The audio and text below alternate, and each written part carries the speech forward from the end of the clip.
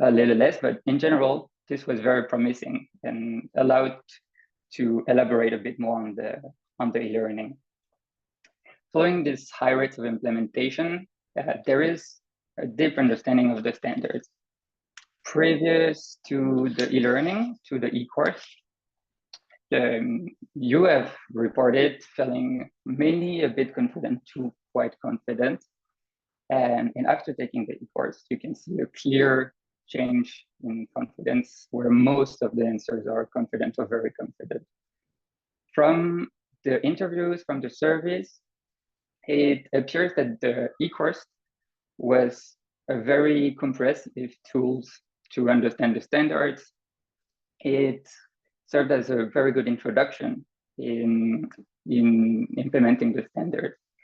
It's also because in the learning, there was plenty of examples of scenarios, of case studies, and that allowed members to bring this knowledge, bring these examples, these scenarios back to their centers to talk about this new learning and to communicate within the center.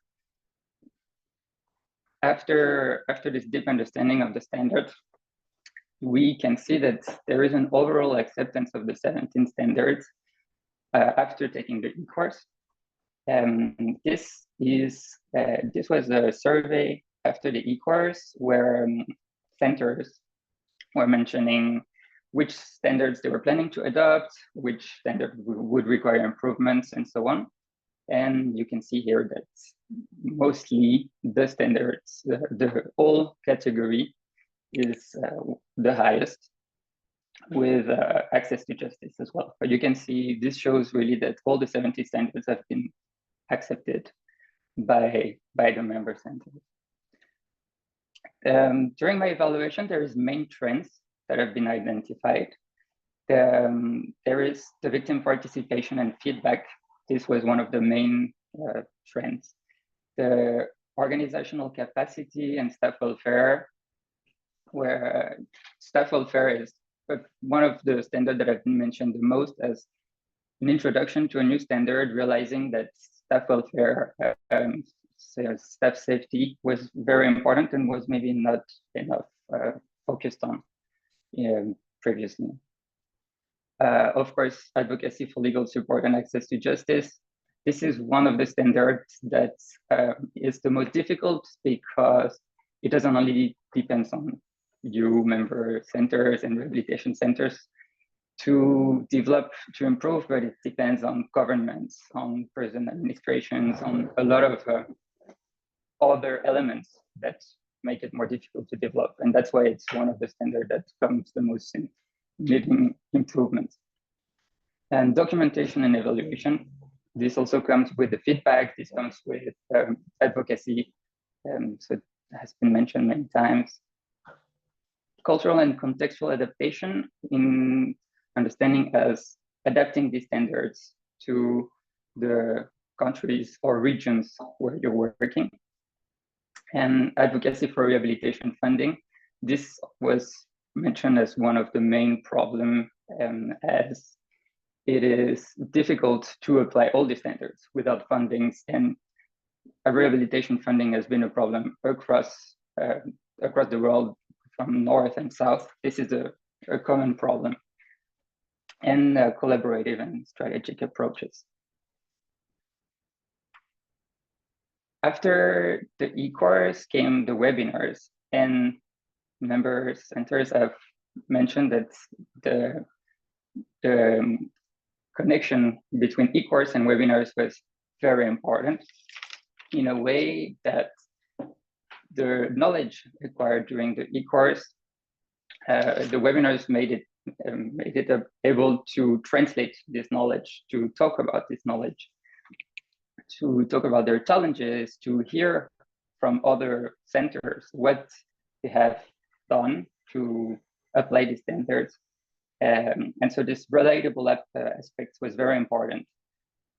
The context was another important aspect, where it allowed for providing additional context to the standards following the e-course, to for people from within the same region to relate to one another. Discussions were also very important because it's one of the first time members were allowed or had the platform to come all together and talk about specific subjects. Then recommendation from member centers was also an important aspect, where several challenges that arose were several questions people and staff could exchange about them. And this, yeah. Just 1 second, because the interpreters are asking me if you could try to use the microphone from the AirPod. So from my computer. The mic, no, they think they're using the one from your computer, but the sound is really bad. If you could use, I think you can do that from the Zoom settings. Is it better? Next to your mic. Is it better now? I'm not sure. Let's see. Yeah. Maybe just continue talking. Now I'm using my computer. Okay. Is it better with the computer? I think if you try to go back with the AirPods. Sorry about that, but all of them complained. Ah. Yeah. Yeah, and I don't have anything else. Well, otherwise, just continue, and they always do what they can. Thank you. Thank you. All right, I'll try to speak slowly. Okay. And so yes, so this general feeling of sharing knowledge through platform has then been reinforced through the regional training, which have also gotten very good results and really good feedbacks. And you can also see through these two graphs that in general, webinars have been very well received. Every subject of the members have recognized the usefulness of the webinars and that they have gotten new knowledge with the webinars.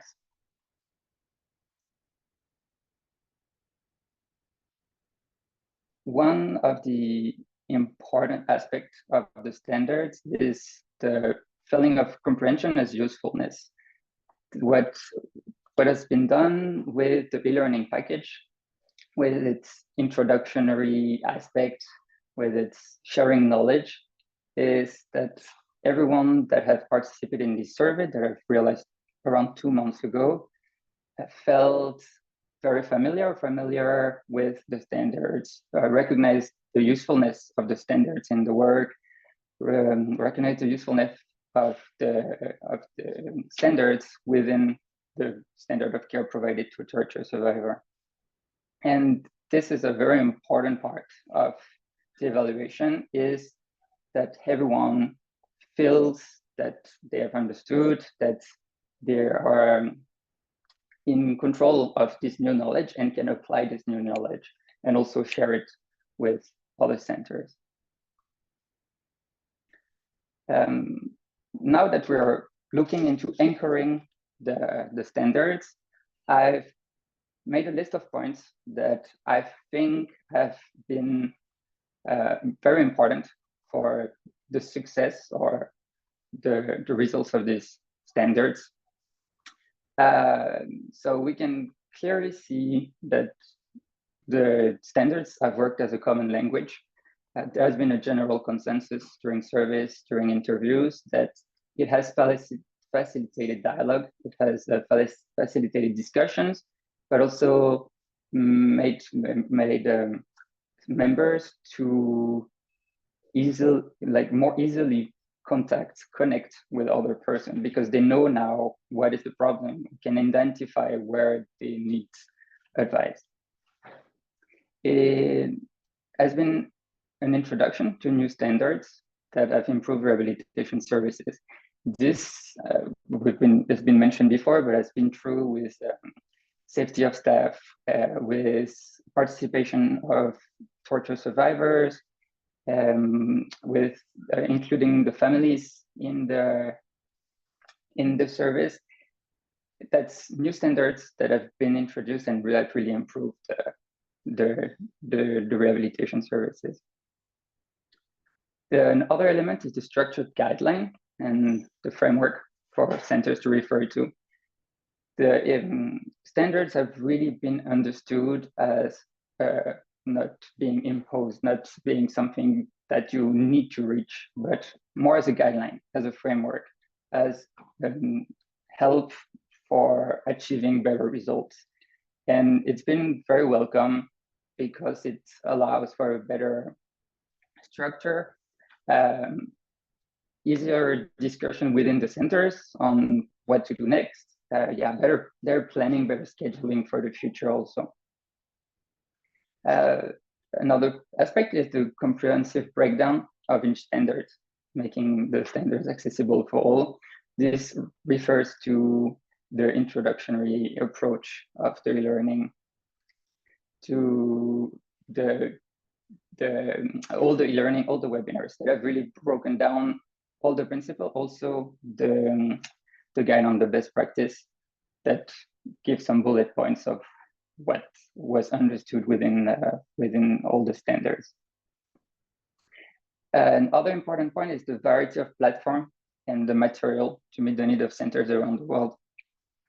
With having the e-course, with the best practice, the webinars, the trainings, different meetings, this has really allowed centers with different needs, centers with different resources to identify to the standards, where some resources or material might have been too easy for some or too difficult to understand for others. There was always another material, another platform to break this barrier and to understand better. The standards have also been assimilated and administered by the member centers.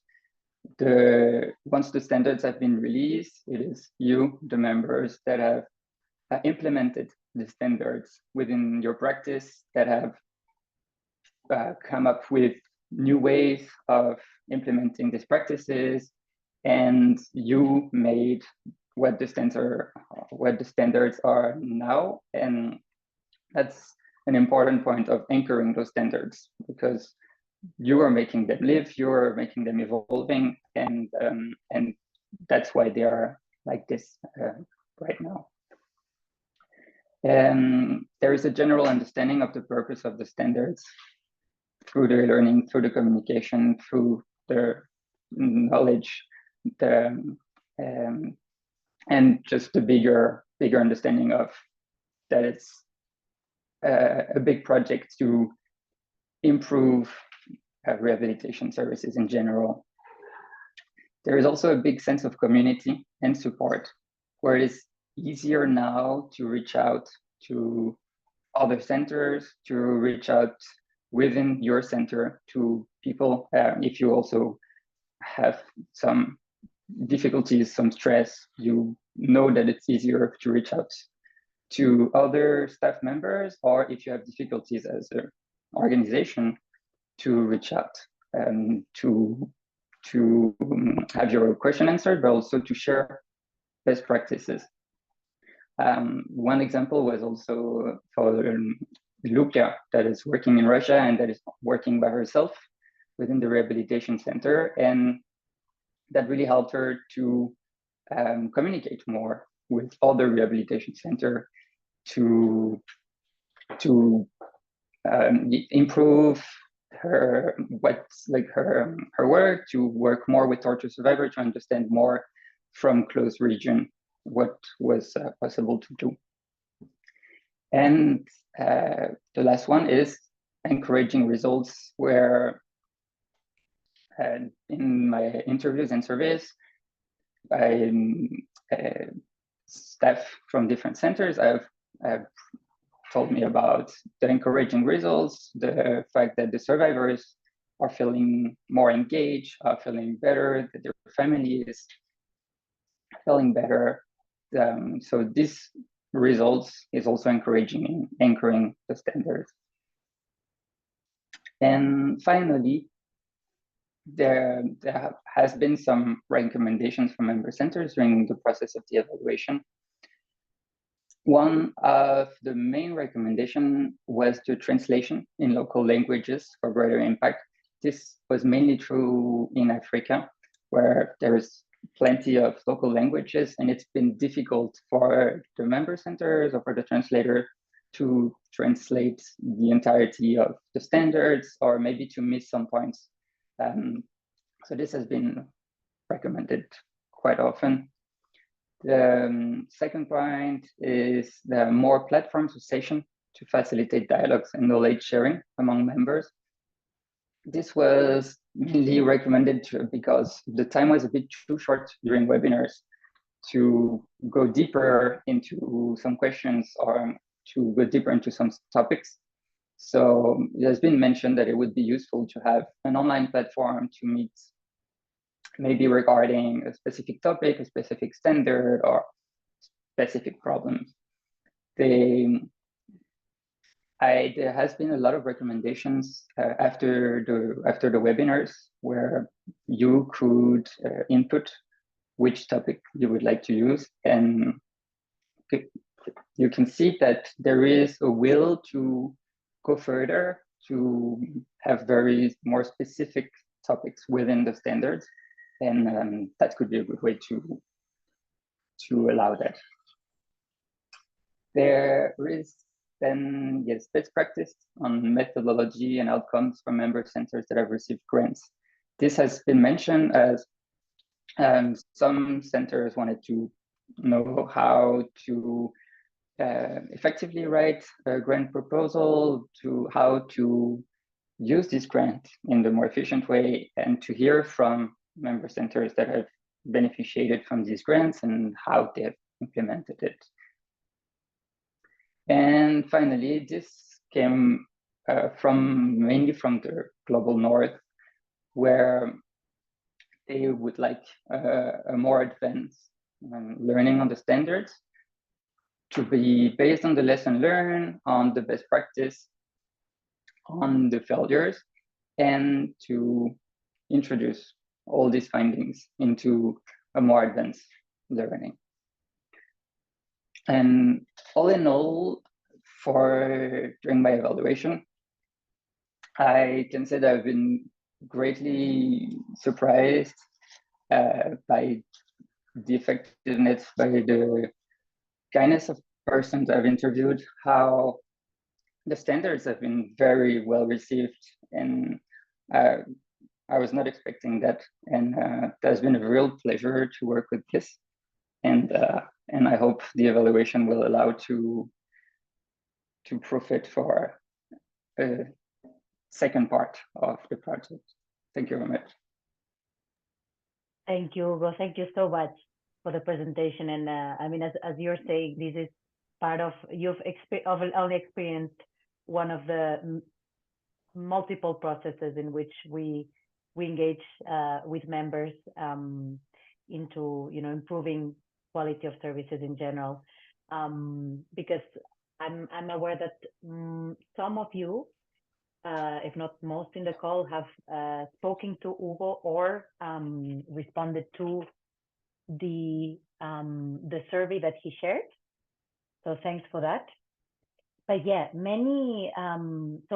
I think, at least for me, there was a lot of information in the report, a lot of very relevant learnings, other, you know, kind of more constant issues that we see are still challenges in regions, especially the global south. But yeah, a lot of things to reflect. I'm not going to go much in depth now because I would like to actually open the floor for your reflection. What do these results tell you? What are your reactions to it? And as we do that, I would like to give the floor to Suraj Koirala, the president of the IRCT, sitting in Nepal, who is also going to help and reflect on this process. And I would like to encourage you all to just use your mic, go on mic. If you cannot use the mic, you can also write in the chat and I'll try to bring it to the conversation. Yes. Thank you, Berta. Thank you so much. I think thank you for your the very intense the presentation, and also your all these impressions. I went through the report briefly, and it was very intense and have a lot of informations about how this mini standard being used in a global context. So I think it's really great um, to listen from your presentation as well. So thank you so much for giving this the opportunity for me. Before going to discussion, I think I'll be very brief and have some my thoughts as well in this.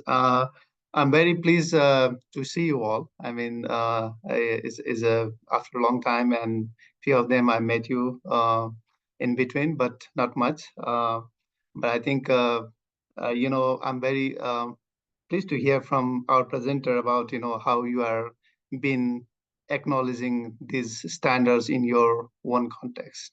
And in fact, as Lisa says, it's developed by us, is owned by us, and it is also endorsed by us. So that means it has a huge meaning that how we are going to implement these standards in our context.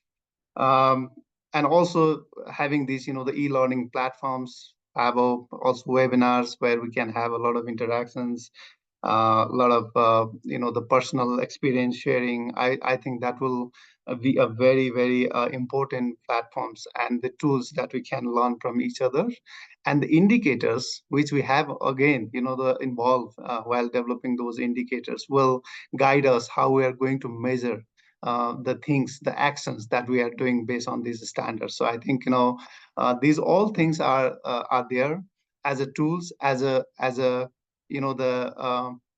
way of guiding us, the how we improve our rehabilitation services. So it's absolutely, I mean, when we are hearing from our presenter, for example, there are a few things like the engagement of survivors groups and also their participation seems is a little bit the area that we need to improve.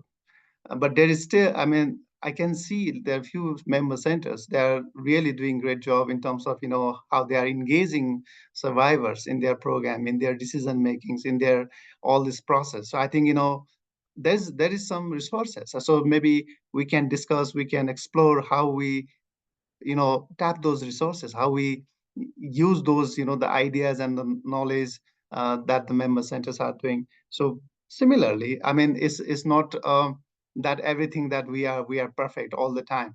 Is an evolvement process. Of course, we are learning day by day. We're learning by doing by learning. So I mean, it's everyday work. And when we talk about all these standards, we also think back of our mind is about the context, about the resources and the limitation that we have. But of course, considering all these the facts and realities, there's also some ways that we can move forward. So definitely, I think this evaluation has given a very strong insights. It also provided very strategic guidance to the executive committee to proceed further, how we can prioritize to make this, kind of, how we include those things in upcoming, the strategies in our upcoming plans, in our upcoming programs. So I think, that's really gave a very insightful recommendations for us. And one of the things that I have seen in the report is about the testimonies, the experience of the member centers. Especially I have read one of the examples that the Human Development Organization in Pakistan, how they have actually, they developed their mechanisms so that they could, empower and include the survivors group in their program, how they can learn from, how they can hear the voice of the survivors. I think, they have developed some mechanism. I think that's all the new bit and piece, I think, that really contribute in the moment. So I really, they appreciate the work that all the members centers are doing. And when I hearing the conclusion, I mean, it seems like, the standards is really contributing our member centers to move forward. But at the same time, it's also the acknowledgement from the management, from the governance of each of the organization, that how they will own it. It's not only the issue of the counselors. It's not only issue of the service providers, of the lawyers or medical officers. It's the issue of the institution, how the institution will bring it forward as a key tools that to empower, to improve their quality of standards. So I think that's why I think is a big role of all the management, of the governance, encouraging staff to participate in the online courses, bringing them on board, talking with them, consultations, learning from other centers, think critically, think, the different aspect of the pros and cons of because the one standard will not applicable to all the contexts. I mean, of course, each context have their one sort of the way of the process. They can define their one process. They can define their one the approach how to meet those standards. So I think that's why we have that power, and each of the the agency have that power, and that this standard has given the very strategic guidance as a tool to move forward for making our things much in a progressive way. And then I think also some of the recommendation is very, very practical. It's about these local interpretations, more sessions on learning and sharing. Also, uh, uh, uh, these are is very, very important. I think it's very we have on it, and obviously in our upcoming XCOM meetings and maybe other meetings, I think we'll keep this agenda as a priority one. So thank you so much for all this arrangement for the IRCT, my team. But at the same time, I would like to hear from you as well. How you think about this. This result, this process. Maybe I think we can move forward with that consultation. So, Berta, I think is it the time for the the opinion, or maybe the views of the colleagues and their friends? Yeah. Exactly. Yeah. Yeah. Now, I mean, we would, as Suraj was reflecting, we would really be interested in understanding how you how you react on these results, how you also see these moving forward. Maybe speaking specifically from your own experience at your own center in your context. So this is both to reflect on how has this process been up to now, but also ways moving forward. How do we see this process evolving from here, right? I mean, maybe I can just kickstart, and I don't want to invade the space, but for me, it was interesting to see that well, many of you have been engaging to the extent possible, and also in different ways. So for some of you, it has been just a reflective process of reviewing internal procedures and ways of working with survivors. But for some others who have been reporting on actual changes in not only internal procedures or policies, but also your daily work providing services with to survivors, from therapeutic approaches to also this survivor engagement, ways of involving survivors in the process. So yeah, this is one observation that I have, also having been closely closely following this process. Also, the other reflection I wanted to make, that we can see there are some common challenges throughout the different regions. Also, as learnings that we took from the the regional trainings that that have been hosted in Manila was the first one, then Bogota in November, and the last one in Nairobi. So we've seen some commonalities in terms of challenges, from reaching out to victims, influencing policy change, improving legal protection of victims, funding, limited resources, ensuring safety of survivors. So all of these are kind of common challenges. And then we've also been reflecting and sharing some of the best practices. I can say we've been talking a lot about community engagement. There were also a lot of experiences shared on advocacy, advancing documentation techniques, staff welfare as well. So yeah, these are some of my reflections after looking at the report, but I've obviously read the whole thing. I just want to hear from you. Ahmed, you have your hand up. Yeah, hi Berta, hi everyone. Hello.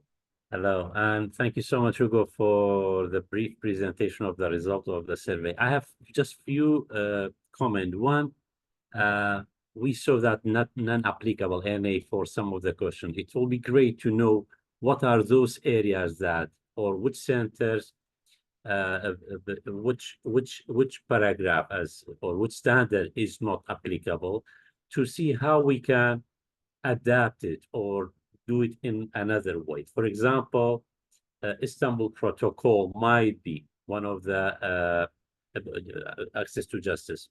I'm just thinking from our center, that not applicable for a center, but to have an option or an alternative to how to do that, not just to skip a standard.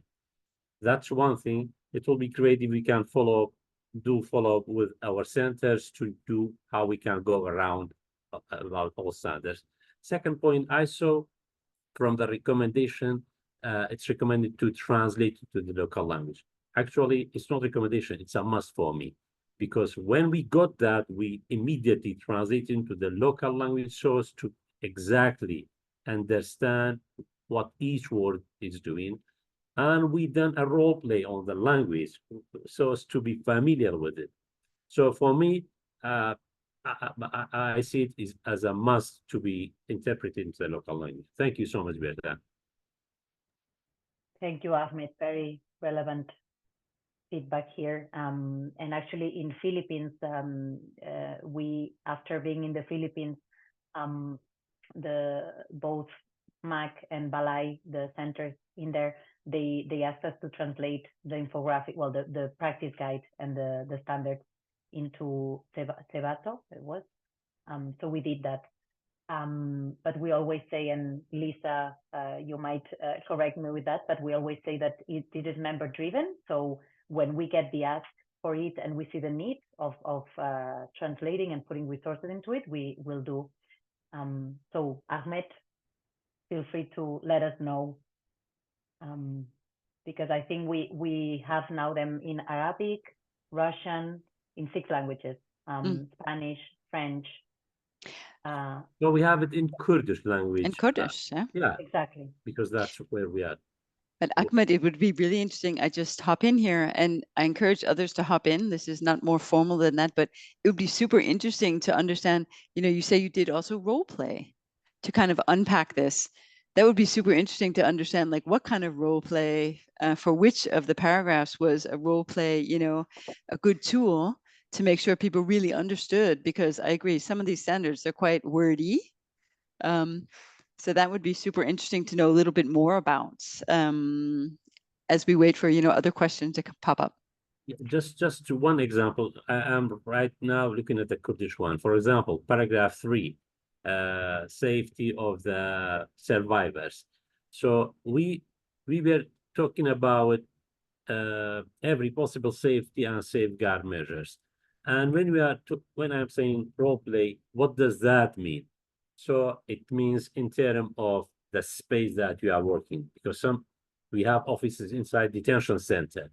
How we can make the place safe, how we make sure that the survivors, when they disclose their stories, is not here by the administrative of the detention. So these kind of it's not just reading the paragraph, it's imagining how to implement it as well. That was what we done. Thank you, Ahmed. So actually, I'm thinking this could potentially be something that I'm now thinking, going back to the regional trainings that we held in person, that this could have been an exercise or this could be a potential exercise in the future to do to take it more into the hands-on practical scenario of how can this look like in reality. I don't know if that's too far away. I'm watching Metin smiling here. Metin, Yeah. you're the father too, of and these so standards. What do you have to No, say, no. Metin? Thank you very much. First of all, it is very nice to see such a huge progress has been made. Thank you very much to all of you, really.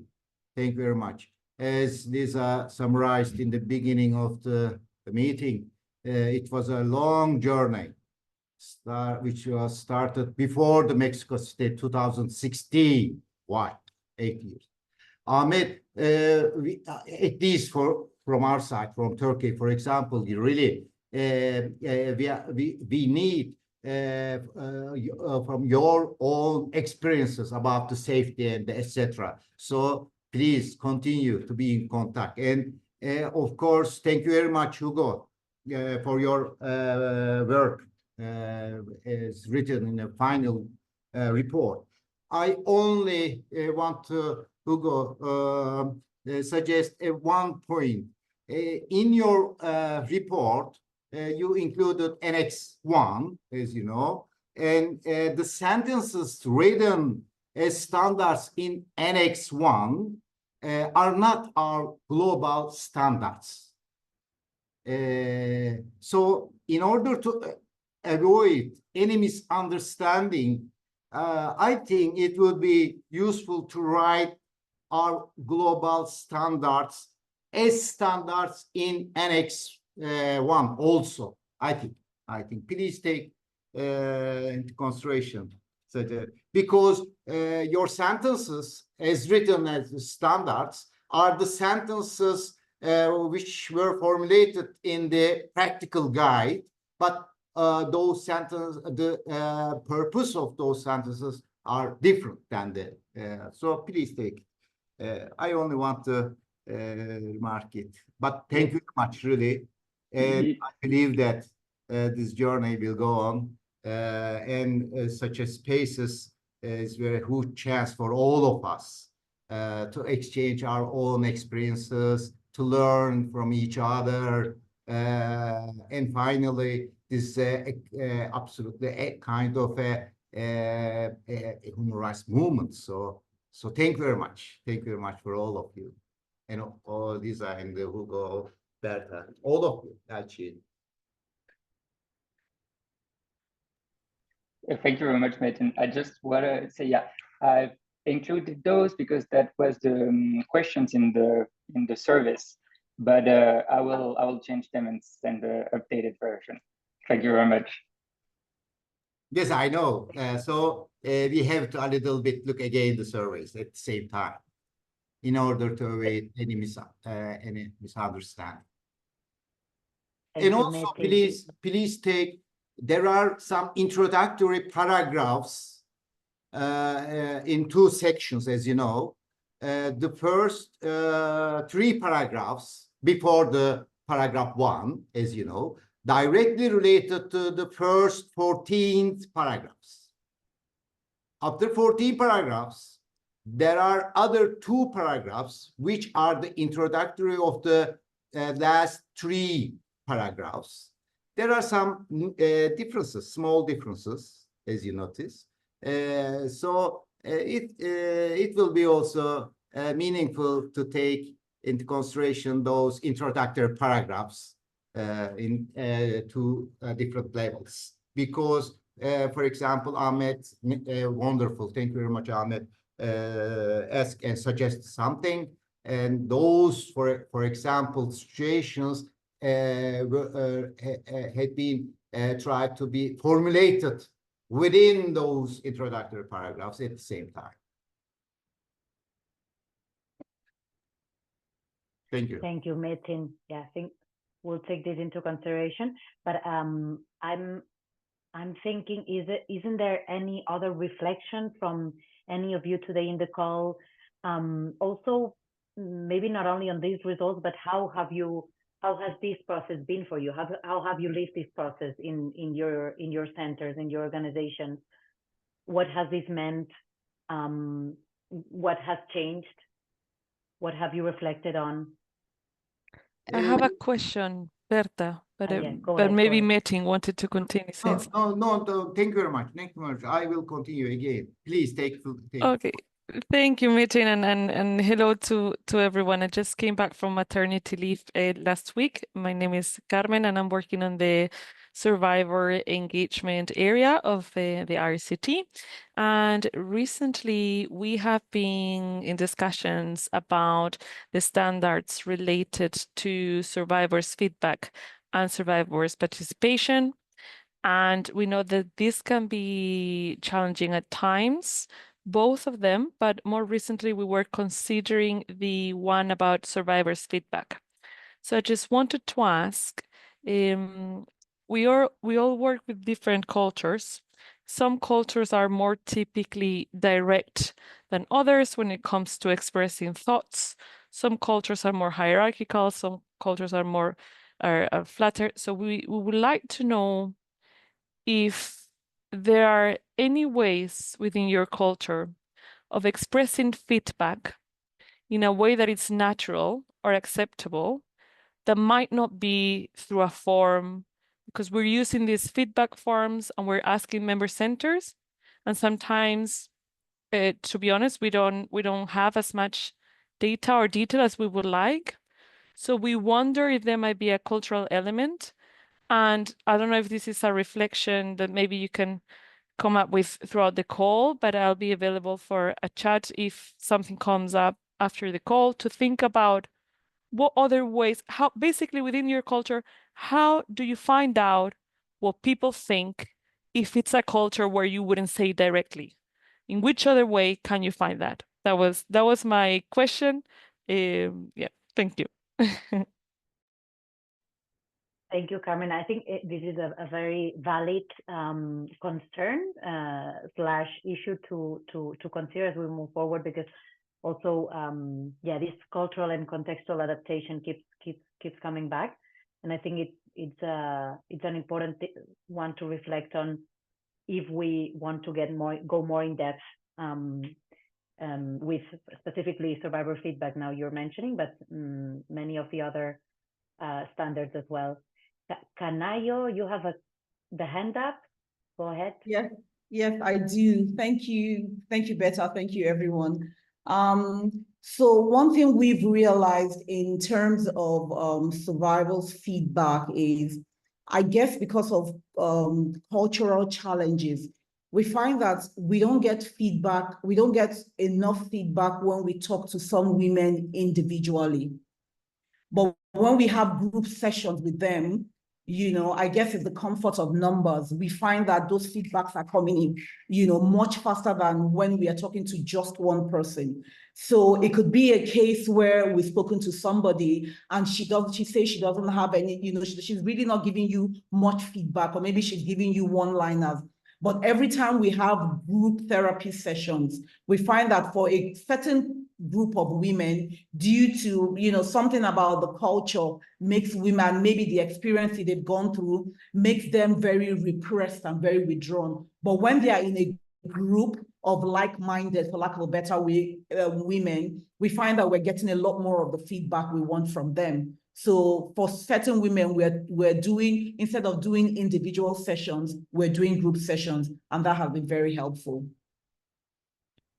Brilliant. Canayo, thank you so much. I think that helps us understand that this is something that we can discuss with member centers at the beginning of the projects or of the activities, that to maybe ask the same question and see what they come up with and provide with alternatives rather than individual feedback forms. So thank you so much, because that's really helpful. Great to know. And great to learn. Yeah. And I think, well, Colbasia and Ayman have their hands up, so go ahead. Yeah, thank you. Yeah, I think, just responding to the question of the feedback, I think, what I have learned, like, organizing feedback with Freedom from Torture for the last, 12 years, it is that, sometimes depending on who's, collecting the feedback and how safe the space is for people in order to, to speak openly and honestly.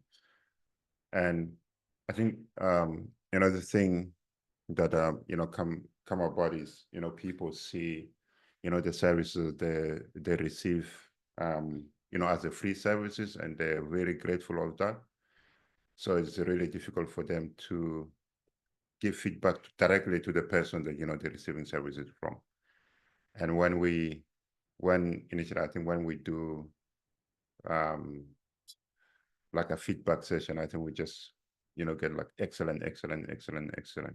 You cannot, that's not true. But then I think we start organizing a different way of getting feedback. And I think, as the sister Cornelia said, organizing group, because that's why we have like a service user group where in those feedback happening, and those group also facilitated by a survivor themselves. So we keep it neutral group, and not having somebody from, for example, from the clinical or clinician being part of that, because that's the comment that people give us as a feedback, that when they're there, and then also if there's clinician, that it's difficult for them kind of to speak openly, because they don't want to sound ungrateful, and secondly they don't want to hurt other somebody feeling. And so that's why we organize those group, neutral and survivors lead that. And also other thing that also we use survey. Right. I think, yeah, I'm talking from freedom from torture perspective, because I think certain thing can be applied, certain thing cannot be applied somewhere else. But the way that we do, so we use also survey. And in those survey, people can fill it anonymously, as well. Most of the surveys anonymously, and people telling us about the services they're receiving, and so on. So without somebody knows who done that. And also I think we do, because if somebody, because there's some people that don't feel comfortable in a group, then they prefer having a conversation one-to-one. And then we have the service user coordinator, who are also survivors, calling those people, so they can provide that feedback. And sometimes if somebody, so if we don't speak, for example, the language, I mean, here in the UK, if they don't speak English, therefore then the interpreter can help them complete that feedback as well. So it is about creating a safe space for people to feel. And I think there's an important thing as well that also we try to put beforehand, is to make people understand that the feedback they're given is no criticism, and it's just about to improve the support and the service that they're receiving, so that they can receive a better services. And also that no matter what they're saying is not going to be held against them, right? To make that sure that people feel that whatever that they're saying is not going to be held against them. And also it's just to improve the support that they're receiving, how they can get a better support if the support that they're receiving is not really meeting their needs. So yeah, I think that's, thank you. Thank you, Colbasia. Ayman, you also have your hand up. And you're muted. And Eugene, now you're unmuted. Now. Thank you, Petra. I'm just having a little bit of challenge joining from my phone, but I want to start by just saying thank you for this discussion, for the findings and the results you just shared with everyone. And I believe I am always like building on this kind of global discussion, I will say, like the IRCT is offering on these platforms, like where we discuss most of the things. Welcome back, Carmen. I think this is it was a great point to raise, like sharing of different centers, how they receive feedbacks. I think with task, I just wanted to share, like we kind of unique model with our model as a survivor-led. We are more engaged with survivors and receiving feed about things. But I feel like it is, even with a survivor-led model, still you need the mechanisms and the tools that can bring that kind of feedback and fresh perspectives from survivors' point of view, because you will always be engaging with the dynamic and change that they are facing in the real life where they are, and how they are engaged with others back home, and how they can bring that kind of ongoing feedback, and how that will reflect on what we are doing on a daily basis. We kind of established like a new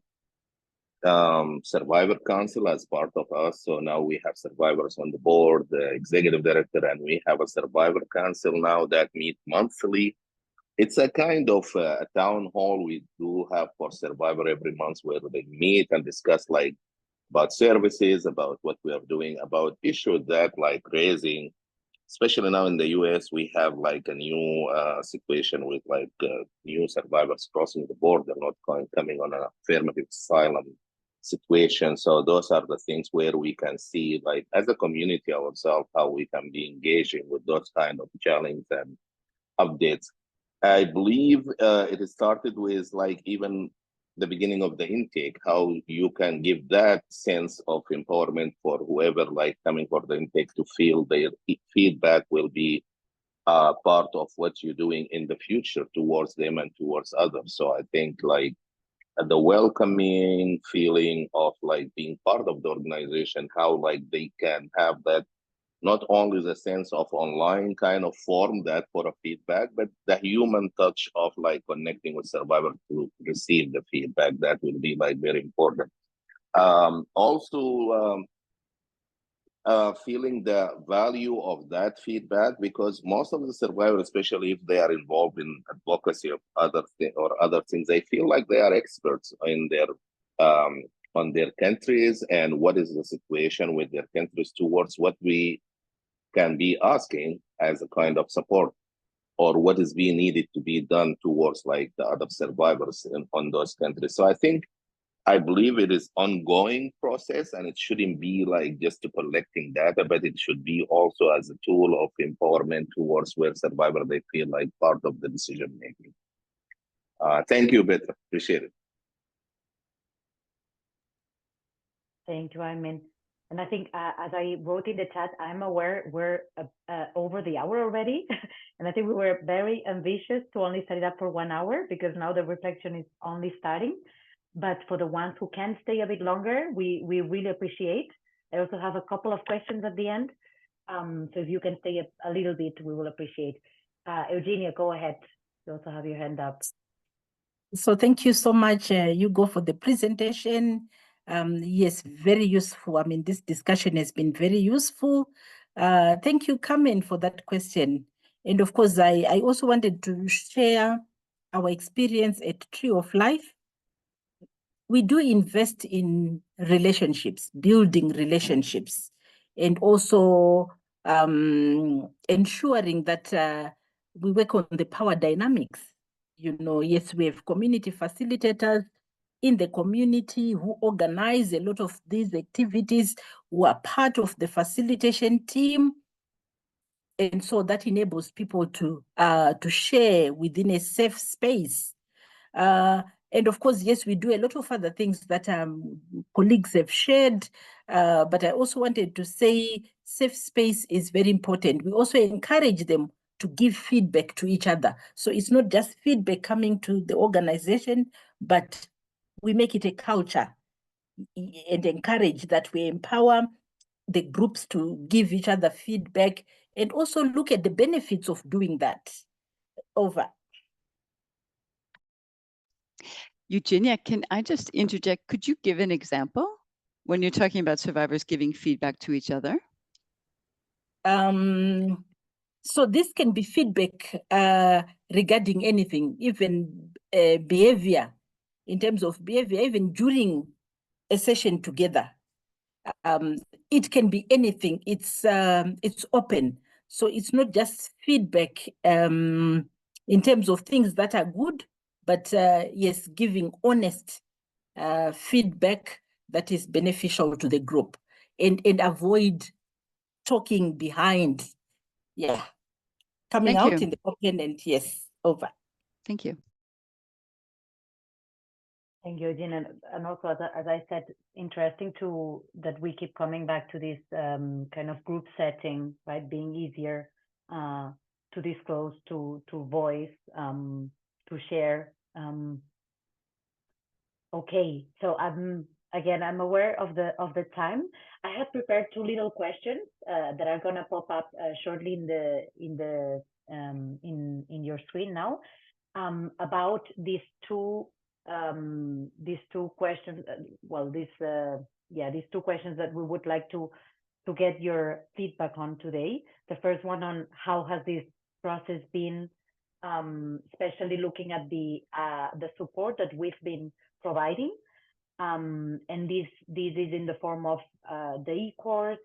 We've also been having webinar discussions around different topics related to different standards, the regional training, other resources that have been also co-designed and co-developed by together with other members and the Health Advisory Board, like the infographics that were used in the regional trainings.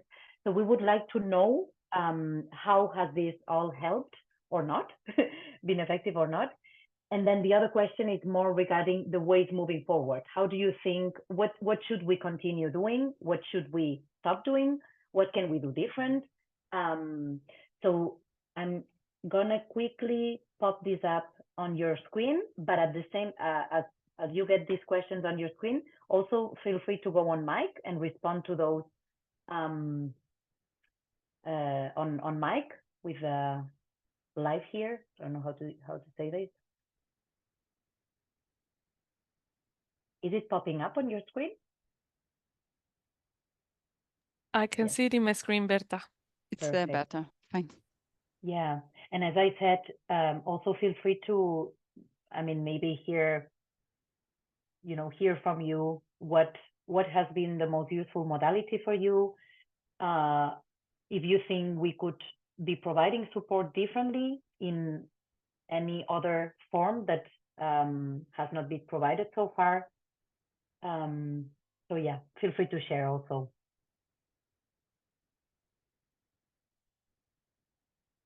And also to mention this, this is going to be very useful for us as we move into the next strategic period, to get a sense of how we can be better at supporting you in this process of ultimately improving the rehabilitation services that you're providing. So the first question came up, not the second one yet. Ah, the second one didn't come up? Not for me. I see some people are responding to the second one. Okay, maybe it's there. Is it because have you responded to the first one? Isn't it taking you to the second one? Maybe you have to scroll down a bit, Lisa.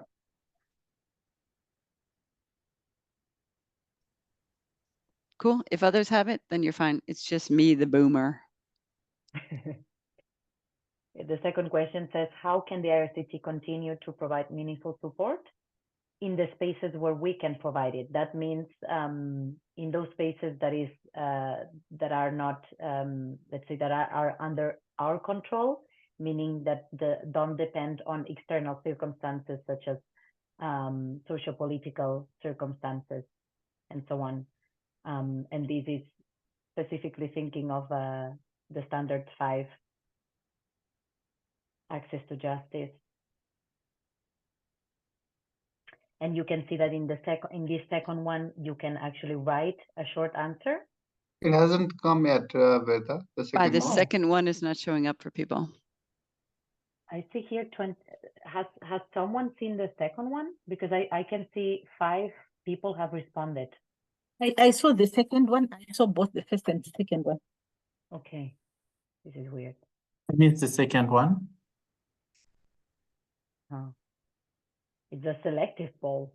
You see a bunch of comments Has there its in the favorites. comment thing. Yeah, exactly. So feel free to, maybe I'm gonna copy it in the chat because this one is actually very important. for Well us done. Put it in the chat. get- Put it in the chat. yeah. Yeah, that's good. For those And you those can- of us who couldn't something happened. Exactly. Thanks. So it says, how can the IRCT continue to provide meaningful support? And I'm gonna add it here in the chat. And you can write or go on mic.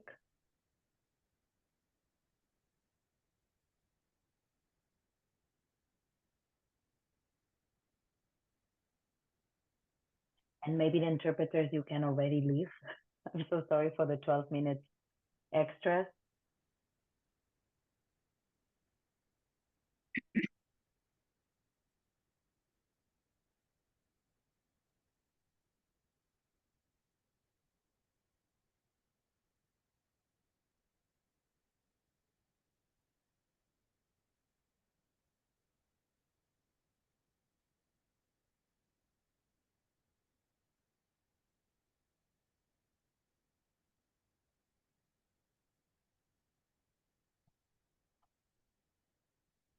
Okay, so Lisa has written in the chat. If anyone else has other ideas on how we can improve our support from our side, or also among you, there has also been a lot of peer support happening throughout this year on the rollout.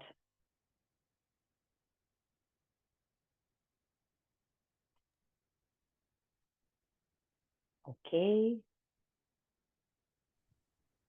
Continued information on culturally important aspects of Survivor. Good one, Walter, thank you. Who else has ideas of how to improve or how to do it differently? On the other hand, I can see that most of you have responded that regional trainings have been the most useful, very useful. And in second place, the e-course, webinars and resources. So I guess we should continue doing that. Suraj says support from each other, sharing knowledge and ideas. I understand these spaces that we're already providing, again, webinars, e-course, regional trainings, these both combination of online and in person. This is the ideal modality until now? Sounds like it. Sounds like it.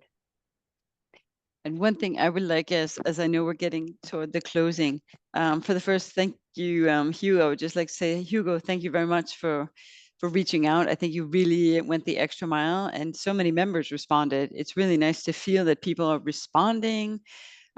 We seem, and Metzen, you know, for you guys, the founders of this whole thing, those who put this together, the idea even of having global standards, you know, and then moving that process forward. I think it's an amazing journey. There's so many places you work where things, they are created and they just don't really get traction. And then people forget about them and others come in and say, hey, what about that? We forgot about it.